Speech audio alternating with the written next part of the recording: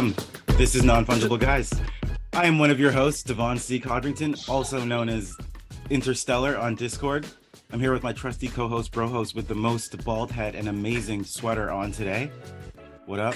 What's going on, NFG Ryan, everyone? I haven't butchered the intro. It's perfect, and you're laughing. I don't understand why. You butchered it right out of the gate. Why? Because I paused? Hey, guys. Hey, welcome to the podcast. That was not how I started. My energy was so high. You're a piece of it. Okay, we're here with our guest, Supermassive, a.k.a. Robin, last name. This man has done a lot of different things. We're going to get into... Oh, wait, I forgot to talk about the podcast. This is a Web3 podcast. We talk about NFT, cryptocurrency, the blockchain, DeFi, everything in between. If you're new here, this is how it's going to go. We wing it. We're having a conversation at the bar. Okay, back to our guest today.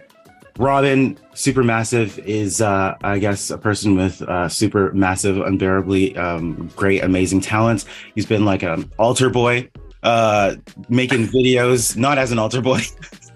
he's done extreme sports videos. He's got an NFT project. He's got an awesome, dope YouTube channel.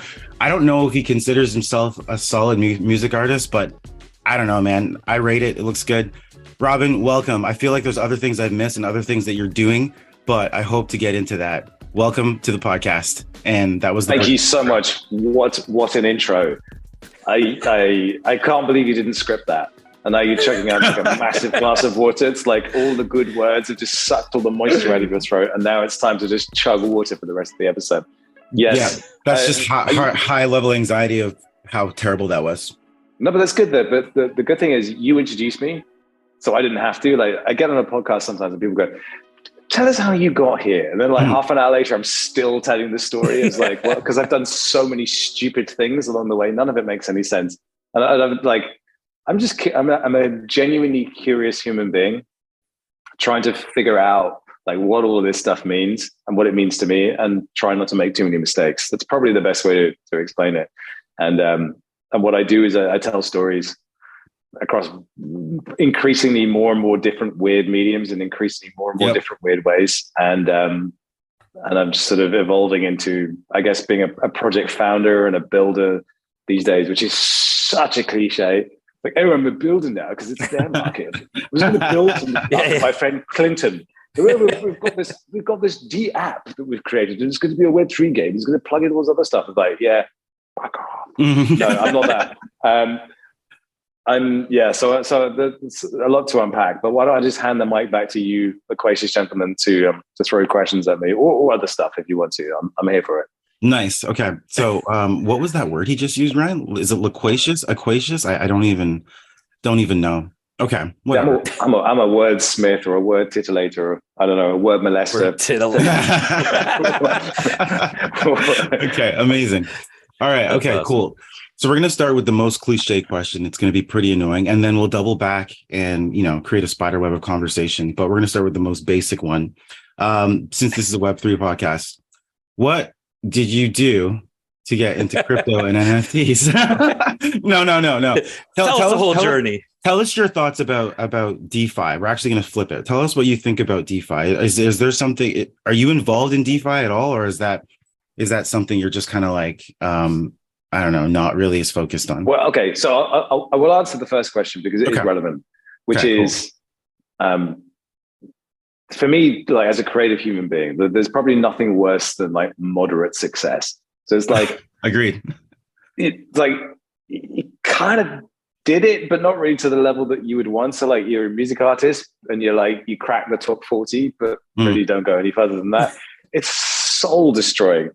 Most of my career has been sort of that. And I can rewind and pinpoint exactly why that might have been and why, when I got to a certain stage in my career and I was looking at the work I was making, I just felt like I was stuck in this really safe, really moderate success paradigm, and I couldn't break out of it.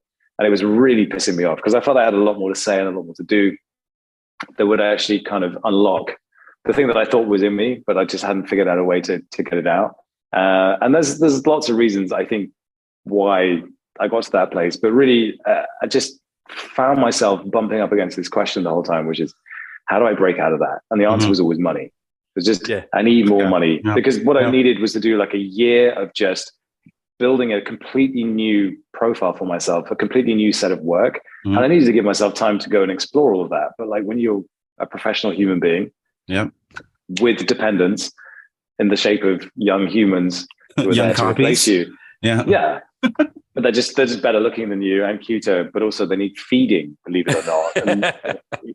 And all this kind of stuff. God damn it. Then it's impossible to take that time to make that kind of massive pivot. So that money problem was the thing. And then I just, a couple of different attack vectors came in. My brother-in-law was talking about mining Bitcoin instead of wasting his money on an architecture degree. And then my boss was talking about this cryptocurrency he'd bought because he saw a talk at South by Southwest. That was 2016. That cryptocurrency was ETH. And then he was telling me on this drive down to a job in Belgium how much money he'd made and how he was able to pay off his entire mortgage because of this thing. I was like, clink, clink, clink, clink, clink, and then just went, okay, I need to research this and have a look at what's going on here. And I kind of fell down the rabbit hole, started trading shitcoins, did the whole thing, thought I was a genius, and then kind of got a little bit burnt by all of that. But what I didn't do was run away. I went back and looked at what was going on and what was interesting, because the most valuable thing to come out of that period was connections with people and groups of people that most of whom I don't still talk to, but those triggered conversations and enabled me to start thinking about this space and what it was about. The first NFTs came out back in 2017. So CryptoKitties and Ethermons and these kind of things. We started to see that token standard and what it might be. And as someone who directed a feature film and seen it basically pirated within an hour of its release, NFTs, just as a creative soul, just thinking, well, is there a way to circumvent piracy? It was like really early thinking about NFTs. Yeah. So all of those things kind of percolated in my brain, and I just took this massive right turn and went to work for Harmony, which is a layer one sharding protocol that looked like this incredible, shiny, beautiful thing that was going to change the world back in 2017.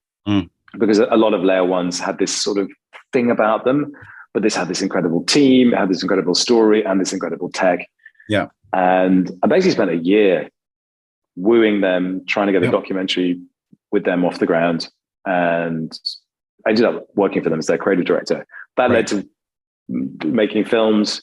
And then that led me to the Defiant, because I realized that there was this thing called DeFi that was bubbling up. That was like probably this sort of huge opportunity to validate what blockchain could do really well, that other kind of attempts to validate the blockchain story had really failed. So we had stable coins, we had this new inclusive financial ecosystem that could be built on top of it.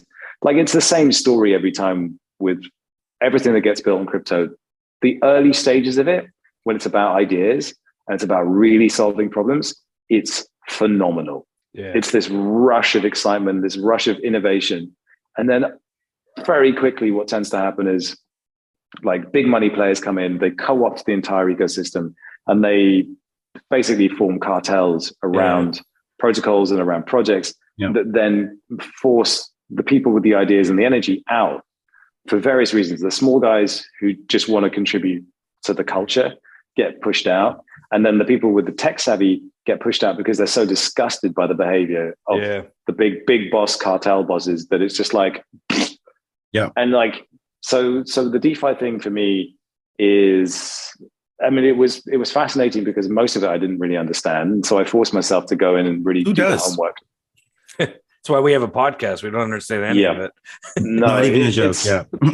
No, the extremely complex financial primitives that are built in DeFi can bake your noodle, particularly when they're sort of iterations or variations of extremely complex financial products from the traditional finance system that have then had this additional layer bolted onto them.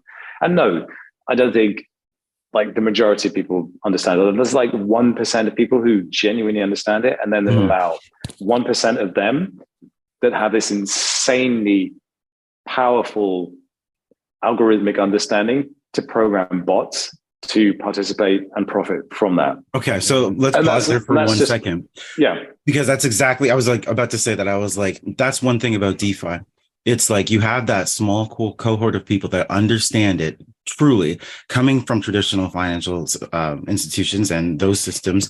And it's a replication with exploitation built in without regulation, and, using capital from other areas to create something that can go ahead and operate for years before it even is able to come under scrutiny, because they add a layer of complexity and distraction, that being the blockchain and all the DeFi protocols, and no regulator or anyone's catching up with any of that shit. That being said, I mean, things are happening that are great and influence other good things, but it's a space that seems like a space within the space that is for the super smart / super wealthy. And it's just like, we can do it. We're going to figure it out, and things are going to happen that are going to be good. But at some point you feel like you've moved from, maybe some people are like day traders or whatever. And they're like, yeah, everyone, you get hopped up on day trading, you do your thing. And then you're like, okay, you know what? I've done some things, and based on the time I put in and all this kind of stuff and the losses I just took, none of this matters. And it's like, yeah, but oddly enough, Ryan and I have actually talked about it. We want to understand and get into DeFi more and more and more, because there's something there that's a void and a gap that I think we've ignored and many people have ignored. And we've come out of the rat race, or the excitement has died down. The love has died for NFTs and the iterative mints and and the lack of, actualization of things. So I think there's just this pattern of movement around between some of these different, I don't know, parts of Web3. It's very narrative driven, all this stuff. So in 2017 it was all about ICOs, but the big narrative of 2017 was the great Bitcoin upgrade narrative, which was let's increase the block size, let's add SegWit, which was this huge upgrade that's just powered the price to unbelievable heights, which now you look at it and go, that was the height? Man, I wish I could have bought in at $1,500. Yeah. I remember that. Bitcoin was $750 when I got into the space. Wow. Damn. I was looking at it, I didn't understand it, so it scared me, so I didn't buy into it. I think it was 250 Canadian a coin. And I was just my grandfather said to me, he's like, let's invest, but you need to be able to coherently explain it to me. And I was like, shit, went back, did some research. And then I was just like, I don't even understand it. You're printing off your web address, wallet address. If we had been talking then, this podcast would be a different thing. It would be on a yacht. And I remember, I hopped into Bitcoin twice, both times understanding it more, but still strapped with fear and didn't. And the second time I hopped in is when Bitcoin was 1,800 Canadian. And I actually had a partner at that time, which before I was like, I don't have a partner. I'm not going to do this. I need someone to bounce ideas off of. Now I have a partner, and it's Ryan, but Ryan's got kids and he's just doesn't, he's not about it. No, I'm just circling back to DeFi though, there is basically there's a game. I've had the great fortune to have multiple conversations with like one of the folk heroes of DeFi, Andre Cronje, and when you get exposed to people who are at that elite level of understanding of this space and what they're building and how they build it, you realize that this is not a game that you can win. Okay. There's a discipline here, and there's a deep understanding of what it is that you're doing and the decisions that you make and the implications that those make, but also just like hedging, understanding how to hedge in those complex systems. And then the other part of it is you will not, you cannot, and you may not ever sleep, ever. That is just the deal you make with DeFi, that you do not sleep. Yep. Otherwise, DeFi kills you. Will eat you if you don't move at the right time. You're done. It will just destroy you. Yeah, and that's not for me. Mm-hmm. It's not for me. You know what? It's not. Sorry, go ahead. Yeah. But I mean, basically the entire company I was working for, the Defiant, had a thesis around DeFi, which was the financial system is broken. Mm-hmm.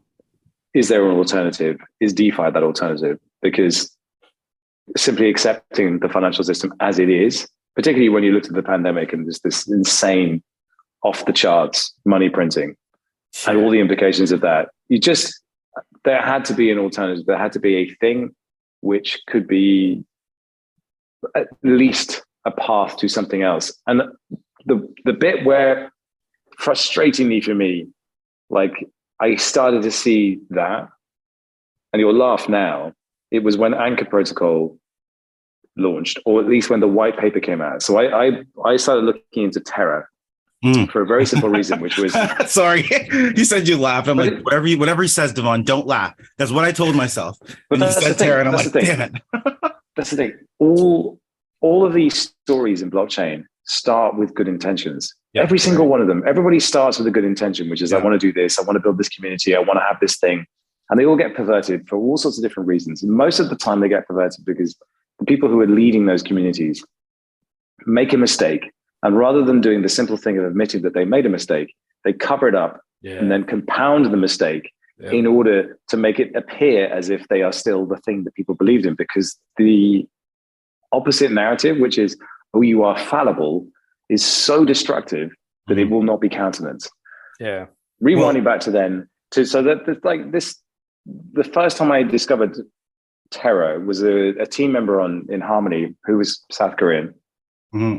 Was talking about Terra and saying how much traction they were getting with the Cash app in South Korea, and saying that this is real world application of blockchain using this UST. In fact, I don't even think UST was around at that point. It was still just they were getting a lot of traction with a real world app with real world users, which back then just like and it was like 50,000 daily active users, which sounds terrible, but it's better than anybody else had.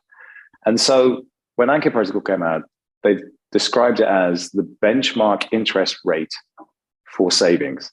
Such a powerful idea. 20%, you deposit your stable coin denominated savings, get 20%.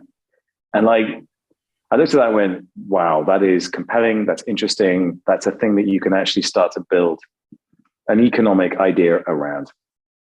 But of course, like all of it was just experimental. And at a small scale, that's not very destructive. It's innovative. It's allowed to be experimental. And then it just blew up. Do Kwon's ego went through the roof. And it was just compounded by, a lot of VCs wooing him, fluffing his ego, and him becoming this messiah figure for everything. And just like it happened so quickly as well.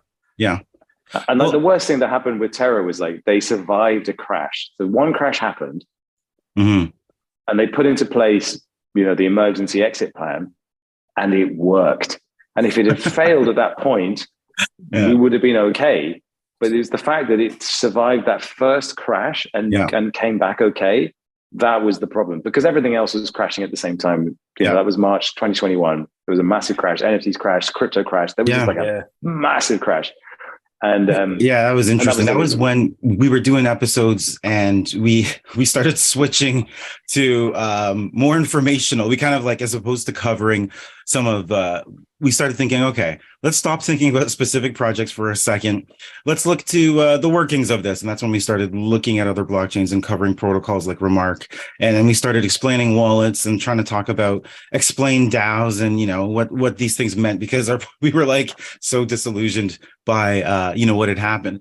But going on some of the things you talked about, the infallibility of these leaders, of which you now are one, nothing. These guys are geniuses.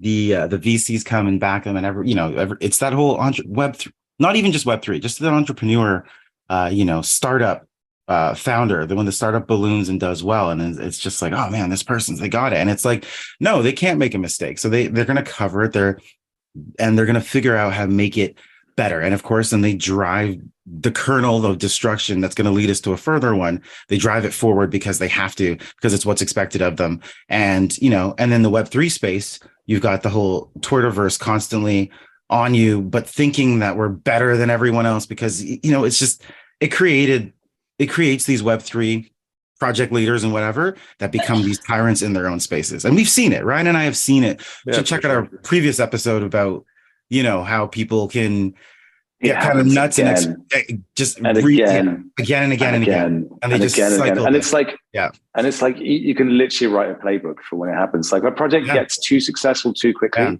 Yeah. The first failed delivery. The first failed delivery and the cover up. Go from there. And the cover up. And the cover up, yeah. And it's funny because some recover, like Pudgy Penguins is a really good example of someone where they had a white knight come in the shape of Luca. Everyone thought Luca was a joker and he wouldn't ever make this work. But you talk to Luca, oh my God, the guy is like, whatever you might think of who he is and what he's done, everything else, there's no doubt like he has the goods, the guts, the meat to see this thing through because he knows how to do it. And he's very much zeroed in on the thing that he knows how to do. I have immense respect for Luca and Frank, who put the D-Gods together. You know, like whatever you think of him, like the balls on the guy to do the things that he's done, built a brilliant community that was very much, it feels like a model of the old ape community. It was like, how do we do that ape thing, that incipient early ape community? But building on Solana. And I was going to say, and on Solana. Yeah, move it off Solana and wherever the fuck they're going now. But yeah. Actually, what do you think? We had in the notes, I was like, Ryan, let's pivot to this. Then I'm just like, screw it. What do you think of Solana? Solana. Okay, good old Solana. Good old Solana. Well, I have. Which version of me would you like to answer this question? So there's the version of me that was working. There was the version of me that was working at Harmony. There's the version of me that was working at the Defiant, and there's the version of me now. Now, I want the Defiant version because I feel like that's the version of you that was just like, I know more now, and I'm gonna speak truth to power. Just joking. Just be able to talk about this in a way that I get it from the insiders, like the community. That's probably, I feel like maybe at the Defiant is where you met like a shit ton of people that like were able to give you the inside scoop. And then who knows, maybe that, yeah. Well, the funny thing is working at a layer one, and sitting in the room with the engineers and understanding as best you can the conversations that happen in those rooms and the conversation that happens with leaders of layer ones back in 2018. I was exposed to so many different things that most people aren't exposed to. And it gave me so much of an insight into what the challenges facing layer ones in terms of adoption, like what you have to build in order to attract developers to your ecosystem, because it's a talent game. So much of it's a talent game. And like, you don't even realize like most of these blockchains, the problems that they're solving are pretty much the same. They find different ways to solve them. But above all else, it is about marketing, attracting talent, because like who can honestly hold their hands up and say the ETH tech is better than Avalanche or Solana?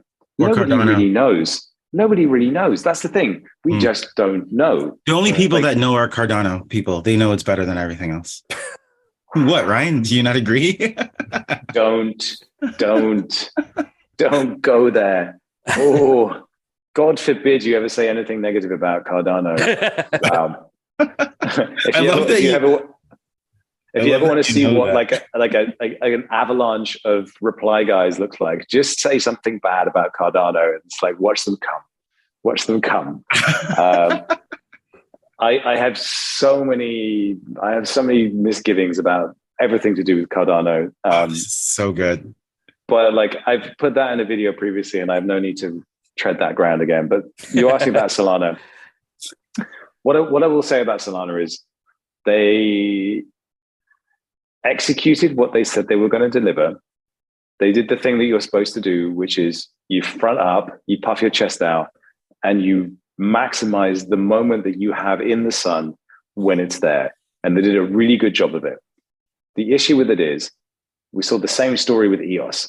EOS presented an almighty challenge to Ethereum, just in terms of attracting developers. Dan Larimer's kind of godlike status as one of the co-founders, this genius who was able to found this protocol. And then, of course, they had star power in Brock Pierce.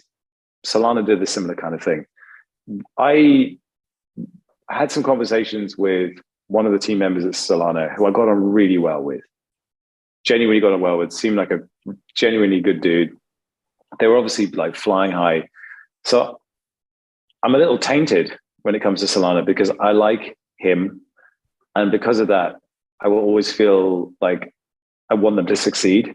And so I can't really give you an objective viewpoint on Solana because, when they have all these massive blackouts and the tech is failing because it's overloaded, you go, well, the whole point of the tech is that it doesn't get overloaded. Exactly. Having said that, when you actually dig in and you look at what's fucking going on with Solana, it will blow your fucking brains out. It's nuts. But like, who gives a shit? It's just supposed to work, right? But like for me, just really spending the time to get to know it as a piece of technology, it's incredible. It really is incredible. But it's delicate. It's like a Ferrari. It can break on you, and then if it breaks, it's real expensive. So it's like so many of the things in this space, and what seems to be now like this symptom of like blue collar fatigue with tech failures and the failure of VCs, all this kind of money that's going over. There's like a whole bunch of competing narratives that are really difficult to mount any kind of conversation around that isn't simply about, but this is just greed. This is just greed. This is just human beings being greedy. It's like, well, let's talk about some problems. But there's you may disagree with me about the problems and the solutions, but let's talk about those problems. And like, nobody wants to have those conversations anymore. Yeah, too busy being angry. I did listen to Anatoly, or like it's how you say his name, the founder of Solana, and on podcast or something. And I remember thinking, holy shit. And I hate throwing this word around because they throw it around a lot. I got to really start thinking of a synonym. Maybe you'll know. But I was like, this guy's actually a genius. This guy's like so smart. The whole thing, even the work he'd done outside of founding Solana when he was working at, I don't know, like Cisco or Novotel, I don't know, some one of these big companies. I was just like, he's really thought of something really cool here. But what you said is something, Ryan, and I've touched on a lot of times on the podcast. It's just at some point, Solana's the awesome blockchain that's not a blockchain. And I think that's all we got to say, because no one understands that. No one understands how it goes through what it does. No, anyways. I know. And there's like, there's like, IOTA. IOTA is not a blockchain. It's something entirely different. It's a DAG. That's a DAG. Okay. It's a DAG. Well, it's a directed acyclic graph. Like, gotcha. Right. That, like the hash graph. There's no blocks. Hedera. There's all these different mechanisms for creating, they're DLTs. So that's it. Oh, all right. All right. Let's. But you asked me what I thought of Solana with my Defiant head on, and like I said, I'm biased.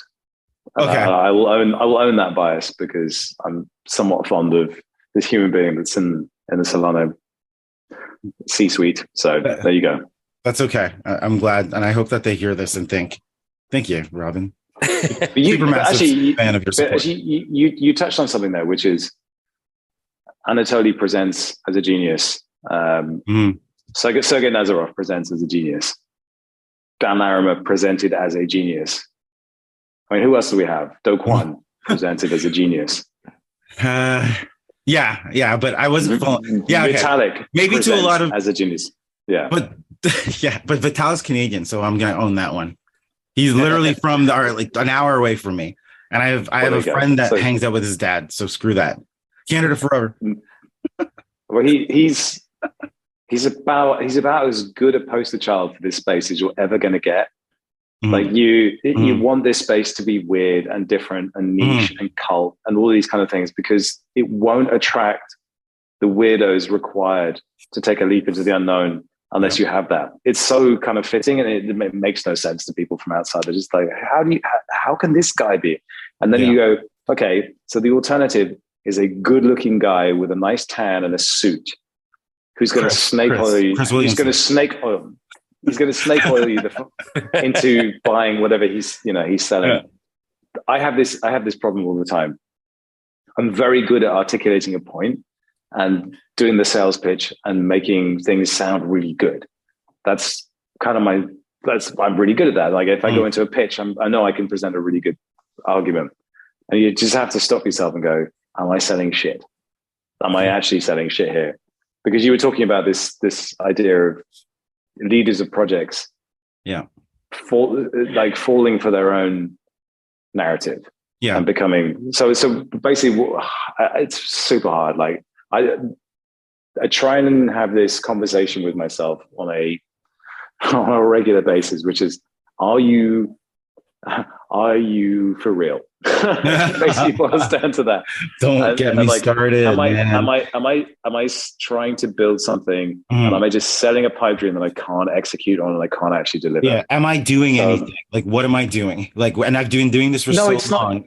It's not that. It's not that. The core kind of principle of like what I do is storytelling. Yeah. And storytelling is inherently fictitious. It's spinning sugar candy fairy dust around an idea and making it sound really sexy. It makes people lean in. It makes them suck in your oxygen because they want to be close to you. Yeah. They want to smell your farts. Powerful. And you've already been smelling your farts. So yeah, it's a cyclic thing. No, but it's worse than that. That's real. No, but they want to bring a jar in with them. Yes. Bottle the farts. Yeah. And then they want to take that fart jar to other people and just crack the lid just a little bit. And then everyone else leans in and guys, I've got this thing. Like, this is what you're missing. Everyone goes, oh my God. Is that cauliflower? Detecting it's Iberico ham and chorizo with a dash of white truffle. Oh, that's the good stuff. hitting the back of the palate with some. Oh yeah, that's a rusty nail. That's going to tear right through you and give you tennis. And all of that stuff. Garden hose. Yeah, and that's the really dangerous thing. So I have to work really hard on that with the community, where when you want to overshare stuff and you want to be enthusiastic, but you also have to temper expectations. Like for instance, we work a lot with Unreal Engine. We have virtual characters that we're working with, and we have 3D models. It's quite fun to just throw a character into a world that you built in Unreal and have it walk around and have it jump. And people go, oh my God, that game looks amazing. That game looks amazing. It's real. It's unreal. Like, no. But you just go, yes, guys, Unreal Engine is really fucking good at giving you the primitives to just do that. Like you can literally open a demo project and get that running in about half an hour. And then you just have to go, this is not a game. This is a game. This is a game engine. And all we've done is hook up a few pipes and made it do that. But then, you see, particularly with NFT projects, you see like these games there's a lot that they've made. You just go, the problem with Unreal as well is that everything tends to look like Fortnite. Everything that comes out of it just looks like Fortnite.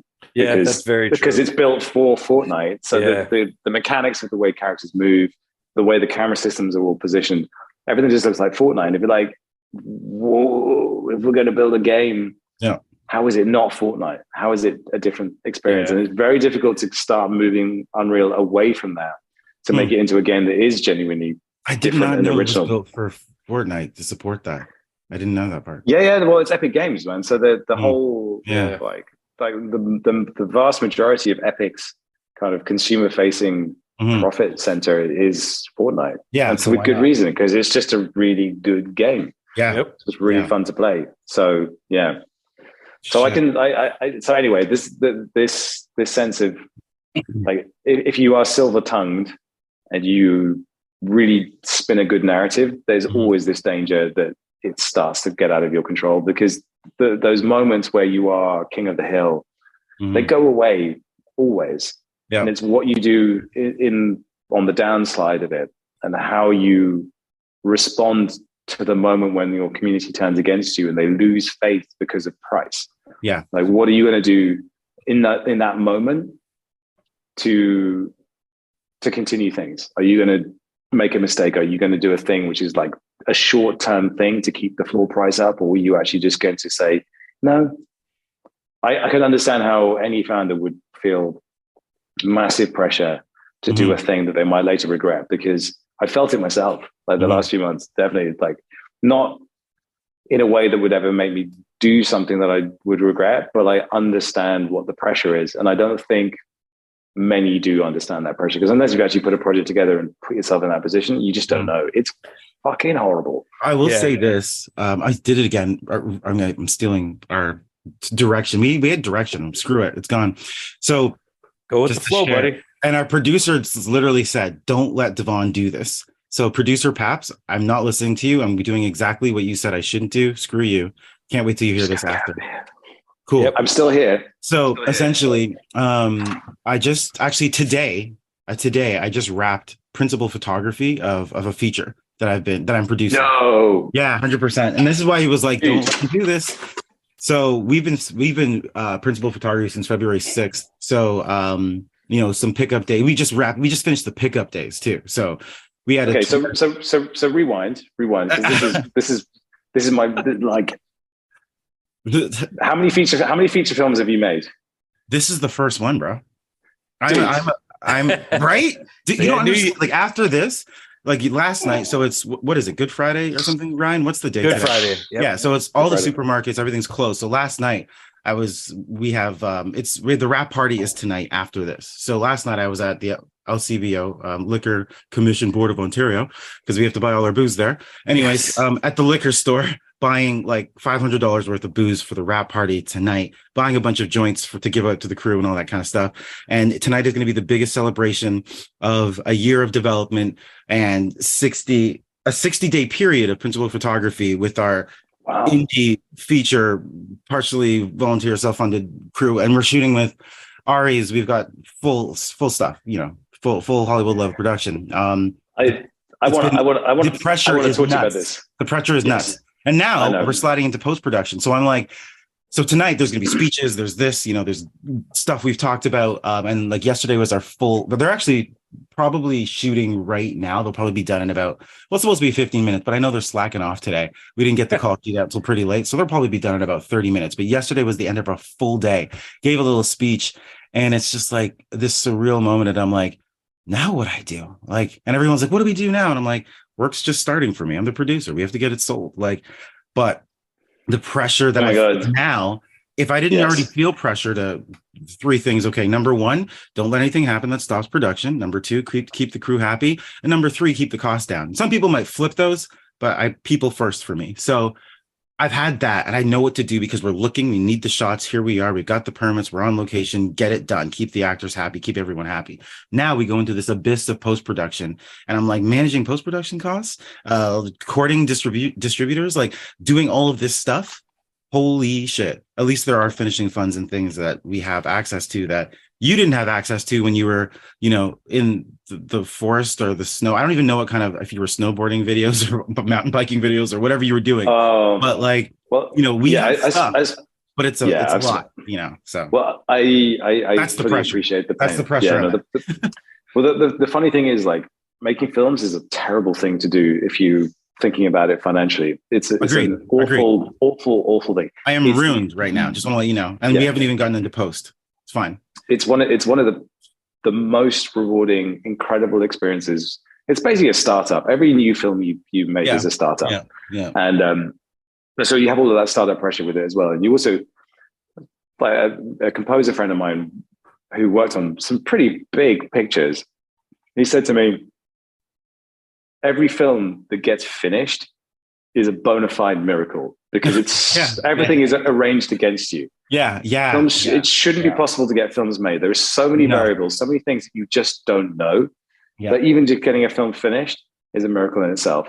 But like you said, this is the thing that so few people understand this because they think, it's just like get on set, shoot a bunch of stuff, dick about, and and then you go home. It's like no. Film is a blue collar job.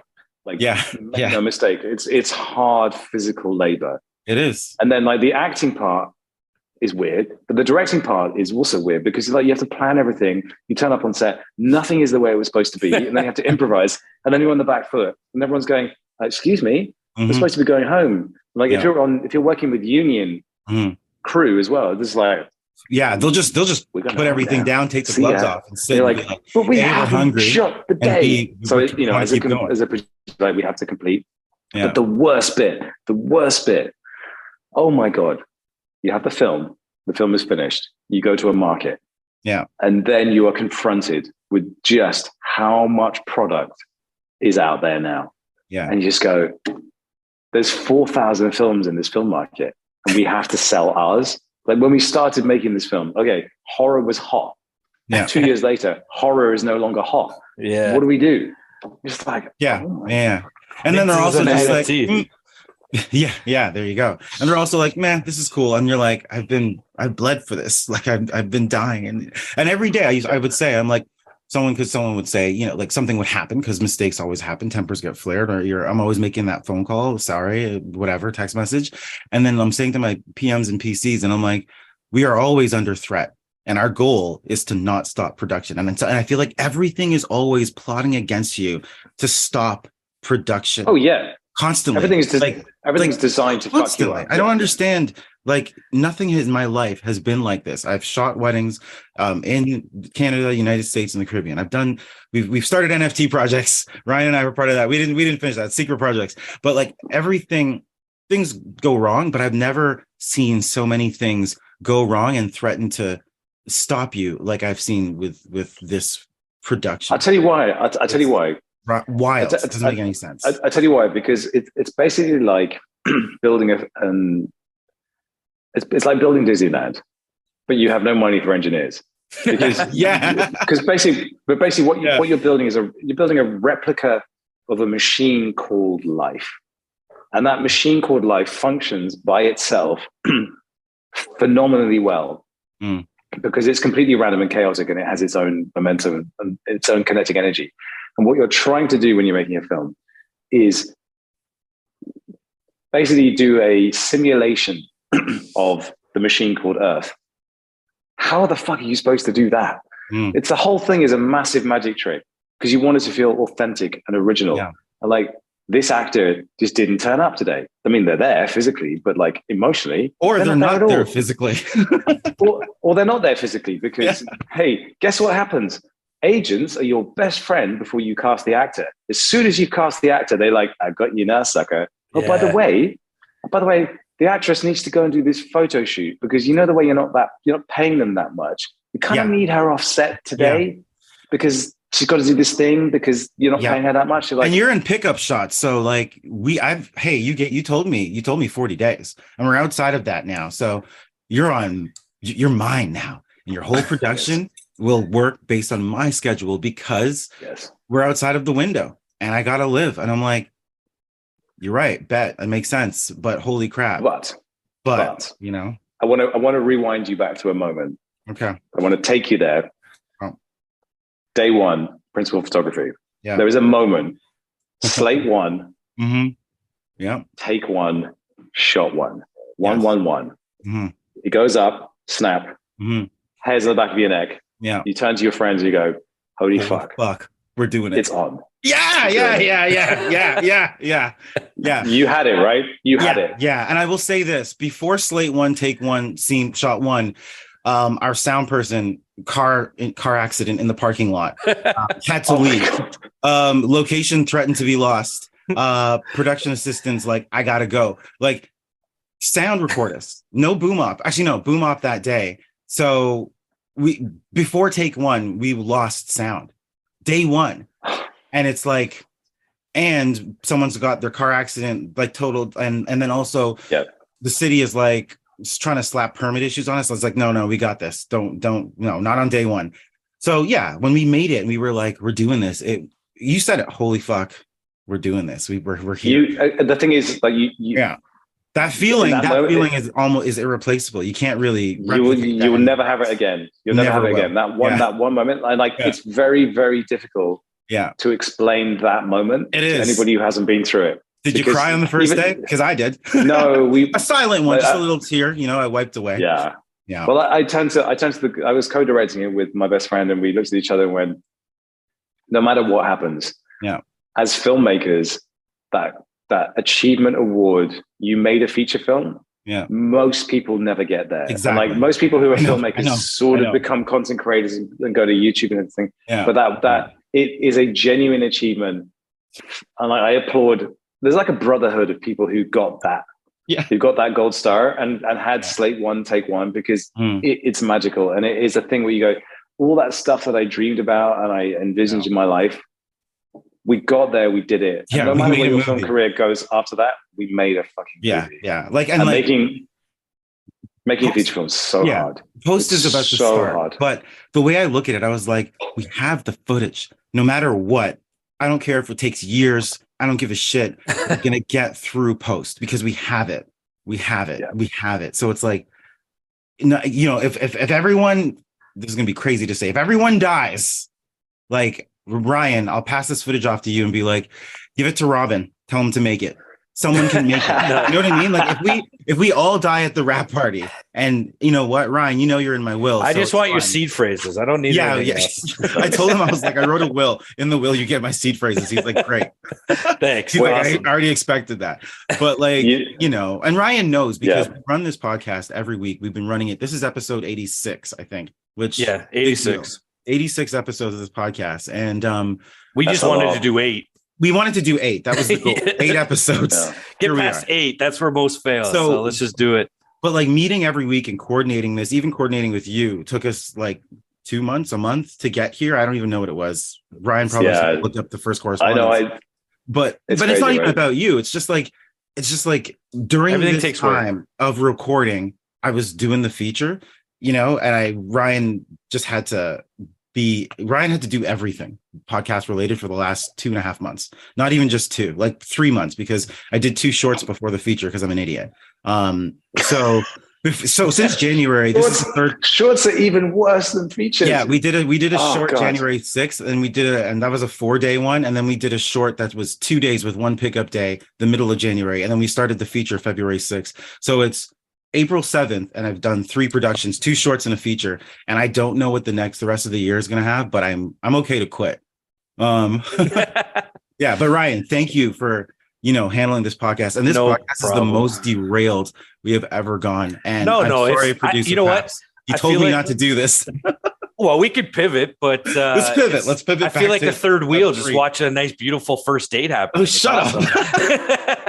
But I mean, it's been fun. I remember you getting the phone call, going, "Holy shit! Like I'm actually making films and doing all that stuff." So it was, you were super proud, and hey, I'm proud of you, buddy. You're doing it. You're busting your ass doing shit, and I'm happy to hold the podcast down for a bit while you're off doing your dream stuff. Well, I'm back. So, and the podcast is my dream too, baby. Don't you forget. There we go. I'll never forget about you. You're my first. There we go.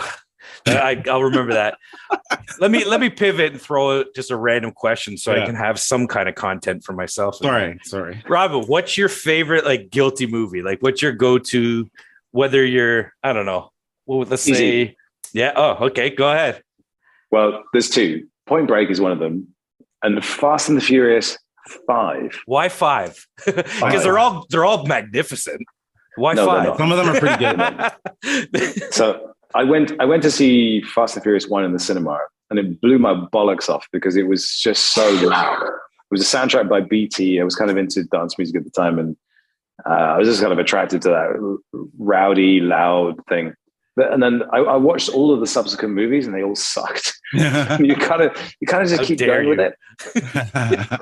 So Fast 5 came out when I was doing a lot of travel to Mauritius for reasons that, I mean, it's not that interesting, but I was traveling to Mauritius like a lot. That's pretty. And they never changed. They never changed the in-flight entertainment. And there was like 5 films on it, and one of them was Fast 5. As I watched it over and over and over again, and it's kind of it went into my bloodstream, and it hasn't ever come out. But like, that's awesome. For me, everything that was sort of good about the Fast and the Furious franchise peaked in that movie. What happened in 5? It's like, I can't remember. They're all blessed. Was 5 when they introduced The Rock? Exactly. Yeah. So see, I know my fast movies, baby. They go into space. It's everywhere. That's cool. Yeah, no, and they go to Brazil. So they have this whole thing in Brazil, and they have this Dom versus The Rock and this kind of thing. And it introduces new dynamic into the thing. That one was good. I didn't mind that. And it has a whole heist, and they yank the vault out of the bank. It's not a racing movie; it's a heist movie. No, that's one good. I liked that one. I didn't mind it. And you've got Vin Diesel going, "This is Brazil." You're like, dude, look at yourself. Look at yourself in your wife beater You don't know anything about Brazil. You don't care. You're just getting paid. That's so true. Speaking of Vin Diesel, are you a fan of his music? Oh, did you know he does music? I'm unaware of. Oh my God! Please look up. Music. Hold on, I'm gonna post it in the chat in this. Yeah, that's his amazing. It's magical. Well, but, this is still, for those that are listening, while Ryan pulls a link together, this is still a podcast about Web3 and NFTs. Yes, of course it is. Listen. Just hold up a second. Like, I have to spend so much of my life basically zeroing in on the absolutely purest, most atomized version of everything that I discuss, whether it's Web3, whether it's the metaverse, whether it's NFTs. I'm going to have to be perfect because, as you can tell right now, the sort of macro sentiment around everything. Oh, I think our dinner's here. Yeah. I was like, that doesn't sound like Vin Diesel music. Gotta go. That's hilarious. Live, right? That's so funny. But, yeah. Right now, for those of you that are listening, Supermassive, the doorbell is rung, which sounds like a nursery rhyme. There's a guy in a motorcycle helmet at the door. He's accepting dinner. Oh yeah, he might just eat with his whole family during this podcast, which is completely fine. Could you imagine? He's just eating. Okay. He's like, yeah, pass the water, please.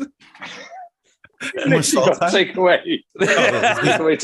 He's got takeaway, or for those of us who were here in North America, he's ordered food. It's called takeout, but the takeaway. That's what they do over there. It makes sense. Takeaway here. Yeah. Well, so I didn't take it away. It's takeout. But yes, so anyway, I was just mouthing off about how on point and precise I have to be because everything is bear market and SVB's collapse and these kind of things. So it's nice to not have to be that today. Because everyone expects me to be this kind of soundbite machine that just rolls out perfectly none of that sentences. No, we actually actively try to kind of bring out the personality and go, not always take the same route. So I'll sit here and listen to Vin Diesel stuff all day long. We do try to derail people. There's been some episodes where people get caught off guard, and those are the best. Just love it. We could go in a number of different directions. We can get some soundbitey stuff about the project, which is where we like kind of connected with you. We can talk about AI. We can talk about some of your videos. We can talk about dating the metaverse. I really want to talk about the metaverse, the marathon. That was how Paps had kind of introduced, hey, you guys got to check out these guys over here. They're doing this. They're going to run a marathon in the metaverse. I was like, what the fuck are you talking about? You don't have to be soundbitey here at all. You can still no. And you can still eat your takeaway. My big thing is I have to bring the family in to get their food. So we can probably do another 10 minutes and then they'll be bashing on my video. No worries. What would you like? What would you like to know about the Metaverse Marathon? Do you want me to set it up? Set it up, and then I want to talk about like how awesome was it going to that Mexican village, the northern Mexican village. That was awesome, but we could do that another day if you have to. No. So I was pitching the company Based AF to investors, and I knew that I would have to have a big concept film in my back pocket that I could explain to them what kind of material I wanted to make. And we call these tentpoles, and it's not like I can do a film that big all the time. I can do like maybe 4 a year. Mm-hmm. But you need something to say to them, okay, this is the concept, this is the kind of stuff that I want to do. Yeah. And so I'd always had this idea in my mind that like the metaverse is predominantly it's seen as like a virtual reality experience and very passive. Like it's not human in any way. It's not physical in any way. And so what I wanted to do was to see if I could come up with a physical, very visceral human challenge that was very relatable that I could transplant to the metaverse. So running a marathon in the metaverse made sense. Like running a marathon is very, very hard. Yeah, of course. But it's also a thing that a lot of people do every year, and it's not that remarkable. But doing it in the metaverse felt like it would be a challenge that we could do. It turned out it was actually really hard to do for so many different reasons. And then to sort of frame that story, again, what I wanted to do was if we're talking about the metaverse, I don't want to just be a guy wearing a VR headset, sitting in a chair, talking about how awesome it is to be in a VR headset. I needed to frame it in a context that made you understand how I'd gotten to where I was getting to, which is like when I play Beat Saber or Pistol Whip, like I'm very physical.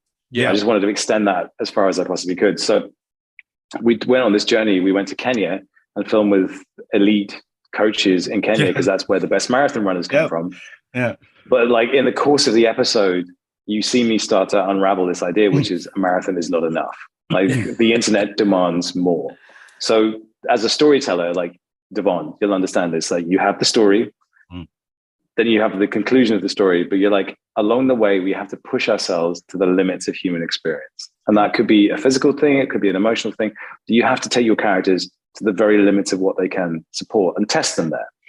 So for me, very, very quickly, I realized that running a marathon wouldn't be enough. Like in the heat of battle, like it'd be very likely that running a marathon wouldn't be enough to do what I wanted to do, which was raise 100 grand for a kids hospital. So I needed to understand what running an ultra marathon would be like, because very likely I would have to do that.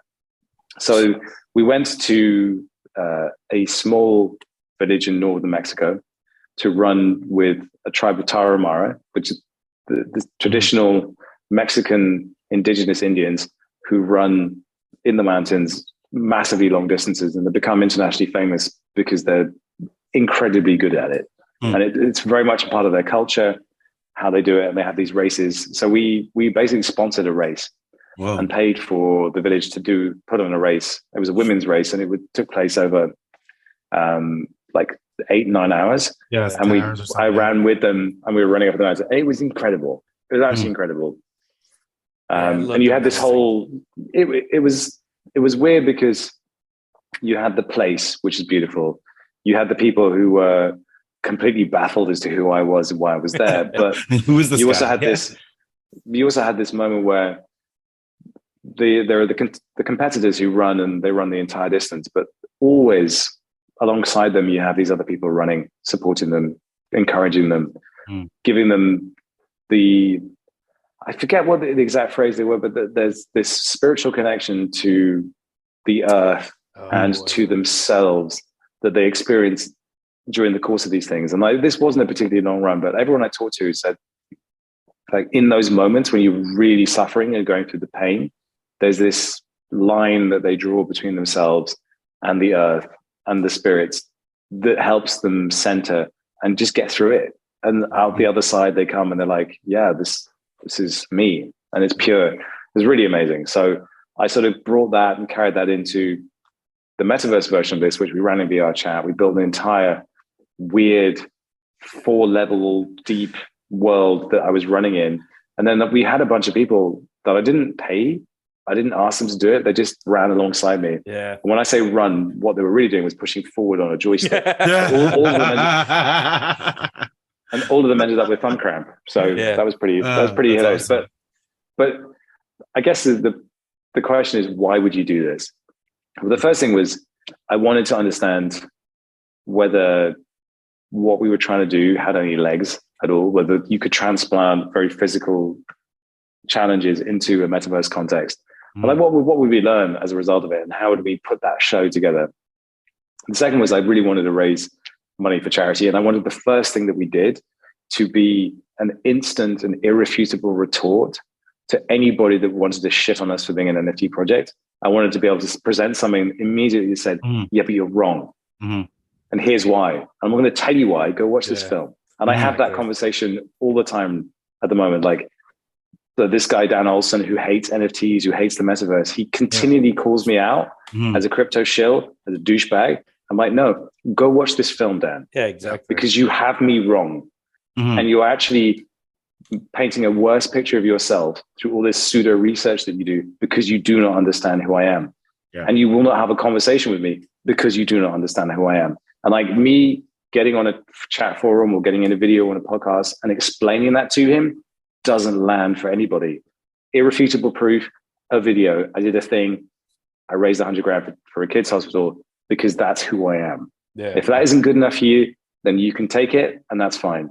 But really one of the most important things that I did. I wanted to have like a thing that we could show people, like why are we different from any other NFT project? Why are we not that greed machine? Yeah. And it's not like we can continue doing that all the time, but it really means something. And it helps guide the community that's building up behind us into a place where they also think that same way. And if they stick around, it's because they think that same way. And you're trying to like create more versions of that story yourself. And that's basically why I did it. That Awesome. is amazing. On some level, I still think no one understands who Supermassive is, because there's so many things that are done, and we touched on but a fraction, like 1% of what we wanted to get to too. But yeah, but that's okay. You gotta go. So. I think that's a great place to like start pulling this together. I don't know. I know that we're kind of approaching time here. If you have any other CTAs that you want to talk about, we can kind of give you that time, but also on air, we might have to say to you that you are going to have to come back. You're going to have to come back and do another episode with us I'd be happy to in the future and talk about not even like all the other things that you do. Meat, all that stuff. M.E.A.T. Metasticals, yeah. About M.E.A.T, meat. I don't know.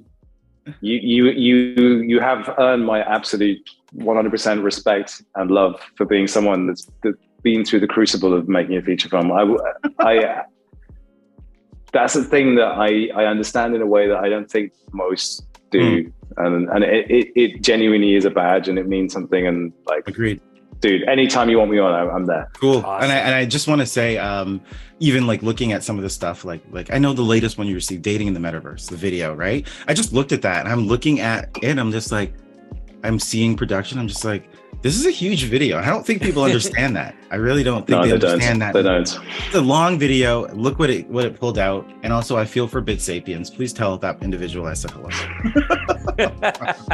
Love that. Bit Sapiens is German. He's awesome. Yeah, it's fucking hilarious. All right, guys, I'm gonna have to go. And sir. With Enjoy your dinner. It's been fun. Thank you, guys. This Supermassive. You can find him on Twitter and anywhere else. I think that's it. Ryan? That's it for me. That's it. NFGs. Thank you very much. We out. NFGs. Stop the recording.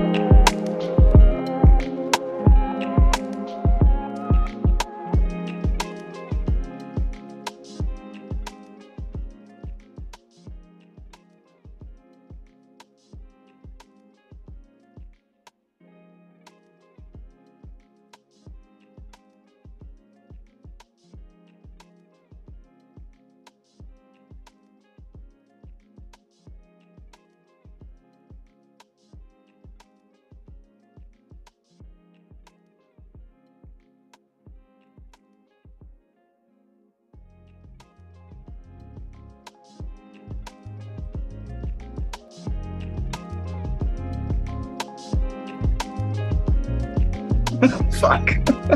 So there you have it. How'd that was fun. Oh my god.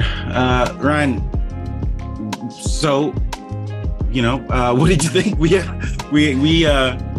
I derailed it. You did derail it, man. Yeah, you're right. I didn't. It was good. We kind of knew this was going to happen. Yep. We've been excited for this for a while.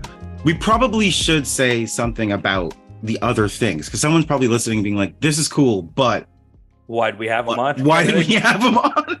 Well, because he's an interesting fucking human. He's done a lot of shit. I mean, we didn't even get into the part of, you were the one that did like that told me about like all the rest of the stuff, like the brands or the companies. Well, there's an NFT project, Baseheads, and then they have that Metaverse.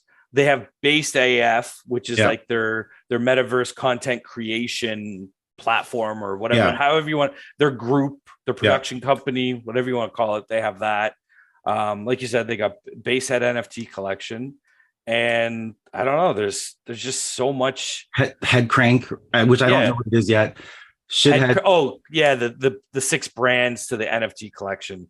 Right. Which apparently if you own any of those NFTs, you kind of have the IP rights to create stuff with your brand or with your NFT. So for myself, I own a shithead.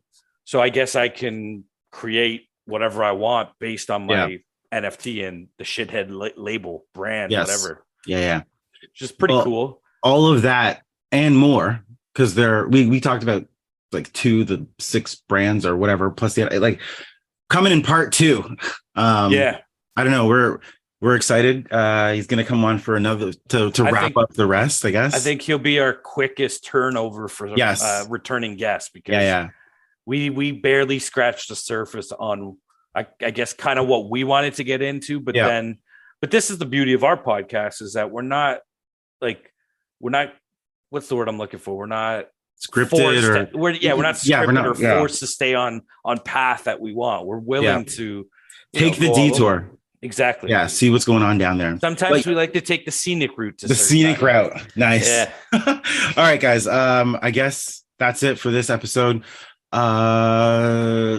Tune in next week. We never have said that. Tune in next week. We've never really done this like mini recap. Yeah, we tried something new with Champions Ascension and Blitz. That's true. We kind of did a half-hour interview followed by another half hour. This is kind of like we did an hour interview. Here's a little mini wrap, and it's like, hey, keep them wanting more. Throw carrot out that there's a part 2, awesome. Hopefully down the road. Tease you guys in the part 2. There's a lot here, which is kind of how we wanted it to go. Anyways. Yep. And if you listen to last week's episode, which is a completely different episode style too. Yes. I know people jump around. Yeah, I know people jump around because, you should. All right. I think we're off the rails. Put the music on. NFGs. We out. We out. Love you.